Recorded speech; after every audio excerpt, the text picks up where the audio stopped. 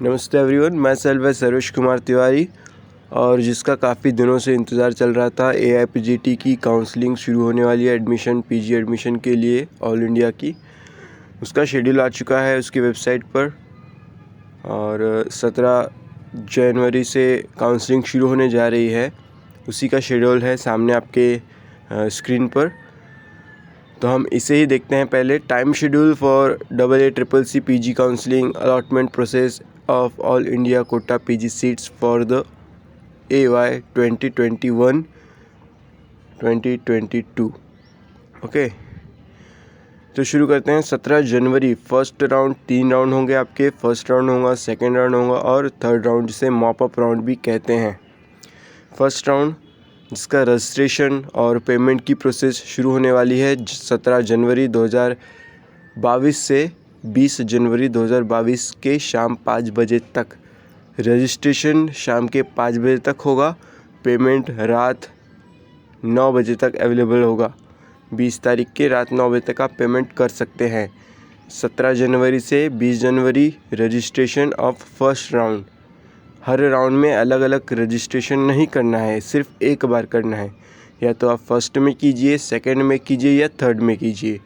Vacancy round में registration नहीं होगा, ये इम्पोर्टेंट बात ध्यान रखना है। फर्स्ट राउंड का अगर रजिस्ट्रेशन कर रहे हैं, फर्स्ट राउंड में अगर रजिस्ट्रेशन कर रहे हैं तो 17 तारीख से 20 तारीख के बीच में आप कर लीजिए। इन 4 दिनों में उसकी चॉइस फिलिंग कब करना है? 18, 19, 20 तारीख को जो ऑप्शन आपको, जो कॉलेज होना, उसकी चॉइस फिलिंग आपको वहाँ पर करना है। 20 जनवरी के रात 11:55 तक आपको ये अवेलेबल रहेगा। आप चॉइस फिल कर सकते हो, चेंज कर सकते हो और उसको लॉक कर सकते हो। उसके बाद प्रोसेसिंग ऑफ सीट अलॉटमेंट, उसकी जो प्रोसेसिंग उनकी होगी वो 21 और 22 तारीख को होगी और 24 तारीख को आपको आपका रिज़ल्ट पता चल जाएगा। वेबसाइट पर आपका रिज़ल्ट आ जाएगा कि किसे कौन सा कॉलेज मिला है। 24 तारीख को फर्स्ट राउंड का रिज़ल्ट। 25 तारीख से 31 जनवरी, इन 7 दिनों में आपको अपने अपने कॉलेजों में एडमिशन लेना है। कंपलसरीली आपको इन 7 ही दिनों में जाके लेना है। उसके बाद आप जाएंगे तो आपका एडमिशन नहीं होगा। तो यह था फर्स्ट राउंड का। सेम उसके बाद सेकेंड राउंड शुरू होगा। अगर आपने किसी ने फर्स्ट राउंड में आपने रजिस्ट्रेशन नहीं किया है तो सेकेंड राउंड में 4 फरवरी से 7 फरवरी तक के बीच में आप रजिस्ट्रेशन करवा सकते हैं, पेमेंट कर सकते हैं और चॉइस फिलिंग है 5 फरवरी 2022 से 7 फरवरी 2022 तक रात 12 बजे तक। चॉइस फिलिंग और लॉकिंग 5 फरवरी 2022 से 7 फरवरी 2022 तक रात 11:55 तक। आप अपने चॉइसेस भरेंगे। सेकेंड राउंड में जो भी सीट्स अवेलेबल रहेंगी अपडेट करने के लिए हो या फिर नए रजिस्ट्रेशन करवाएं आपने, तो उसके बीच में चॉइस फिलिंग आपको करना है 5 फरवरी से 7 फरवरी के बीच में। फिर 8 और 9 फरवरी को उनकी प्रोसेसिंग होगी और उसका रिज़ल्ट आपको सेकेंड राउंड का रिज़ल्ट 10 फरवरी 2022 को वेबसाइट पर अवेलेबल हो जाएगा। जिनका 10 फरवरी को लगा है, जिनको सीट अपग्रेड करना है, उन्हें कॉलेज एडमिशन 11 फरवरी से 17 फरवरी के बीच में लेना है। 11 फरवरी से 17 फरवरी, इन 7 दिनों में एडमिशन लेना है। तो यहाँ तक था सेकेंड राउंड तक की जानकारी। उसके बाद होगा थर्ड राउंड, जिसे मॉप अप राउंड भी कहते हैं।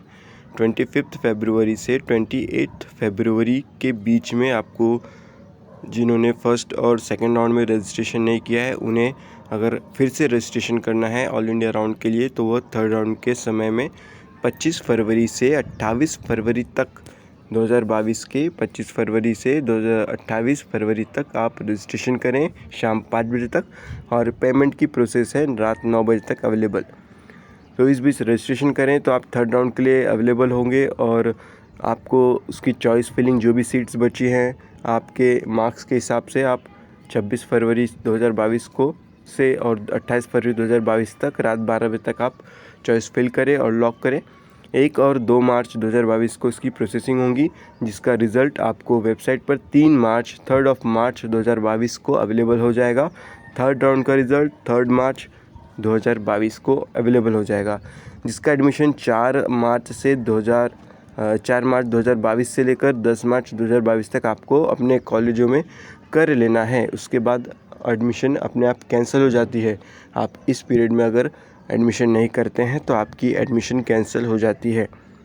तो ये 3 राउंड थे। उसके बाद अगर आखिरी में जहाँ जिन कॉलेज में सीट्स बचती है तो उनके अलग स्टे वैकेंसी राउंड होते हैं और वहाँ पर आपको जाके अगर आपकी सीट मिल जाती है तो ठीक है, लेकिन उस वैकेंसी राउंड के लिए आपको फिर से रजिस्ट्रेशन नहीं करना होता है। जिन्होंने पहले ही रजिस्ट्रेशन करवाए हैं वही इसके लिए एलिजिबल होते हैं। जिन्होंने रजिस्ट्रेशन नहीं किया है ऑल इंडिया काउंसलिंग के लिए फर्स्ट, सेकंड और थर्ड राउंड में, वह वैकेंसी राउंड के लिए भी एलिजिबल नहीं होते। यह है इम्पॉर्टेंट बात। और इम्पॉर्टेंट बात क्या है, जो आप सिक्योरिटी फ़ी डिपॉजिट करते हैं, अगर आपने सेकंड राउंड में कोई सीट आपको मिली, मान लीजिए आपको BHU में काया चिकित्सा सीट मिल गई सेकंड राउंड में, और आप सेकंड राउंड में काया चिकित्सा सीट पे एडमिशन